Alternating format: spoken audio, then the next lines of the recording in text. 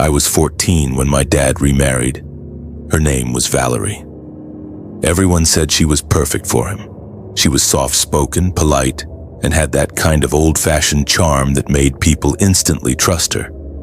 She would bake pies, ask me about school, and make the house smell like cinnamon. At first, I wanted to believe she was as perfect as she seemed. But things changed quickly. It started with small, almost harmless things.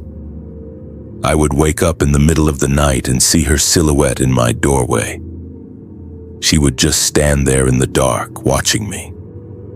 When I asked her what she was doing, she would smile softly and say, "Just making sure you're safe," before closing the door. It happened so often that I stopped asking. One night I woke up to the sound of humming. It was a tune I didn't recognize, soft and eerie, almost like a lullaby. My room was dark except for the faint light coming through the curtains. When my eyes adjusted, I saw her. She was sitting in the corner of my room holding one of my old baby blankets, rocking back and forth. She was humming to herself and staring at the blanket like it was the most precious thing in the world. I asked her what she was doing, but she didn't answer. She just smiled at me, kept rocking, and continued humming. The next morning I told my dad, but he laughed it off. He said she was probably just checking on me and told me not to make a big deal out of it. After that, she started locking my dad's bedroom door from the inside every night. I would hear them talking sometimes, but most of the time it was only her voice, whispering something too low for me to understand. My dad never seemed to think it was strange. Over the next few weeks, the house started to feel different. The air felt heavier. Sometimes when I was alone, I would hear footsteps upstairs when I knew no one was there. At night, I would hear the floor creak outside my door. I started keeping it locked, but even then I would hear the handle rattle slowly like someone was testing it. One afternoon, I came home from school earlier than usual. The house was quiet. I went upstairs and saw my bedroom door was open. Inside, Valerie was there. She wasn't snooping. She was arranging my things. My clothes were folded neatly into perfect stacks.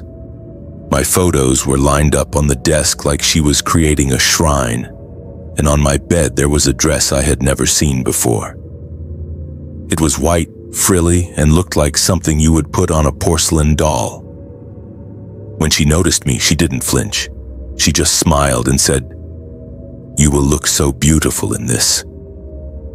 I backed out of the room and ran downstairs. I told my dad again, but he brushed it off. He said she was just trying to bond with me and that I should give her a chance. That night, I locked my door and shoved a chair under the handle. I barely slept. The next few nights were worse. I would wake up to soft humming coming from the hallway. Sometimes I would see her shadow under the door, just standing there. One night I woke up and saw the shadow slowly kneeling, as if she was peering through the crack under my door. Then something happened that changed everything. It was a Saturday afternoon. My dad was in the garage working on his car. Valerie was upstairs, or at least I thought she was. I was watching TV, flipping through channels when the news came on. They were covering a bizarre story from another state. The anchor said they had exhumed the body of a woman who had died in a house fire 3 years ago. When they opened the casket, it was empty. Then they showed an old photo of the woman. My heart stopped. It was Valerie. The same face, the same cold smile, and the same small birthmark under her right eye. I froze, staring at the screen. I felt like I couldn't breathe. I ran to the garage and screamed for my dad to come inside. When he saw the photo on the TV, he went pale. His voice shook when he whispered, "That is her." We ran upstairs to confront her. My dad threw open the bedroom door, but the room was empty. The window was open, the curtains blowing in the wind. She was gone.